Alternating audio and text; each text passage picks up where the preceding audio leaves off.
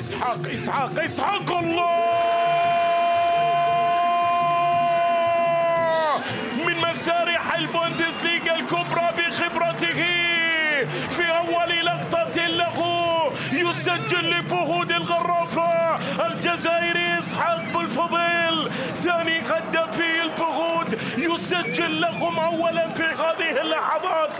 الغرافة يتذكر بأنه الغرافة، الفهود تتقدم في الثاني بجسم 1-0 للغرافة، لكن شوف الإعادة، شوف ياسين إبراهيمي، إسحاق في أول لمسة، إسحاق في أول كرة، إسحاق الذي أسقط فيدريكو فرنانديز أرضا وأرسل هذه الكرة الصعبة، أرسل هذه الكرة الصعبة. الغرافة يتقدم في هذه اللحظات بهدف المباراة الأول عن طريق إسحاق بوالفضيل.